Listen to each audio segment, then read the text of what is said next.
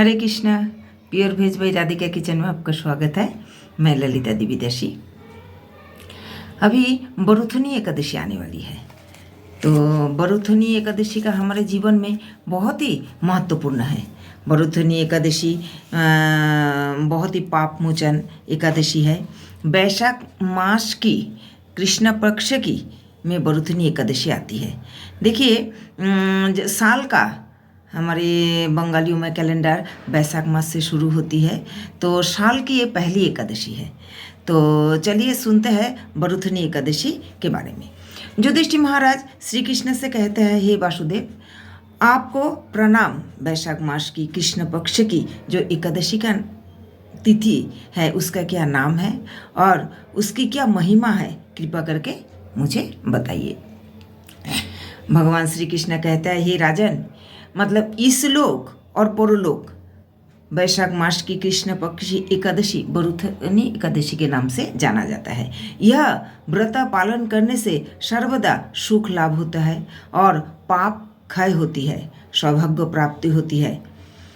मतलब स्त्री लोग यह व्रत पालन करने से उनको बहुत ही सौभाग्य लाभ होती है। भक्ति और मुक्ति प्रदान करने वाली एकादशी है। यह व्रत सर्व पाप नाशक एकादशी है और यह एकादशी करने से आपको हर तरह की यंत्रणा, हर तरह की विपत्ति से मुक्ति मिलती है। इसीलिए हम सबको बरुथनी एकादशी जरूर करना चाहिए।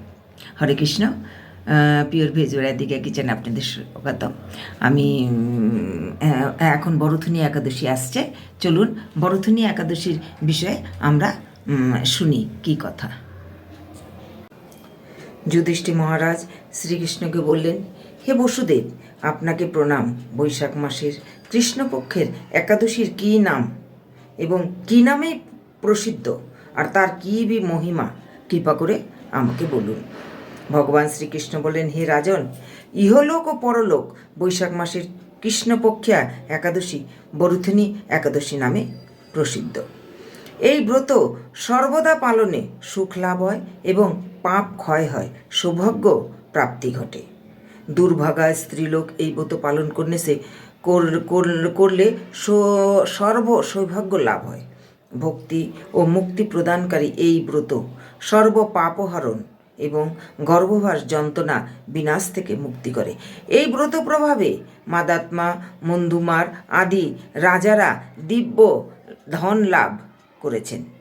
এমনকি মহাদেব শিবও এই ব্রত পালন করেছিলেন। 10,000 বৎসর ফল একমাত্র এই বরুথনী ব্রত পালনে লাভ হয়।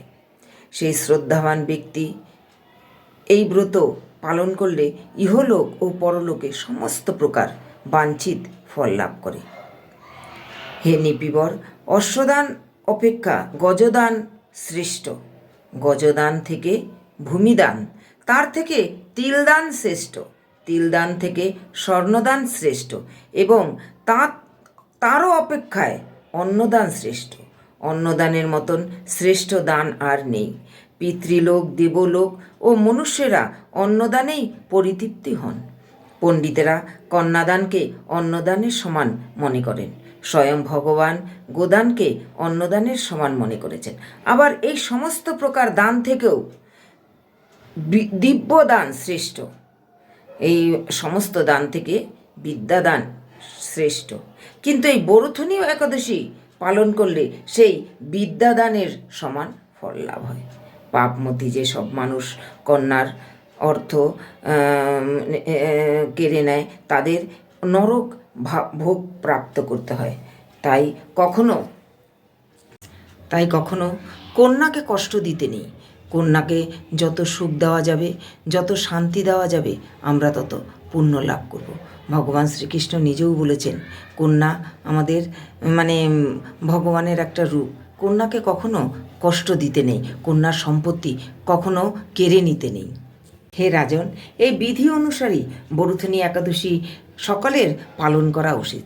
বরুথনী একাদশী পালন করলে পুণ্য লাভ হয়। হরিবাসরে জাগরণ, তারপরে ভগবান জনার্দনের পূজা করা, সর্বতিথি সর্বপাপ মুক্ত পরম গতি লাভ হয়।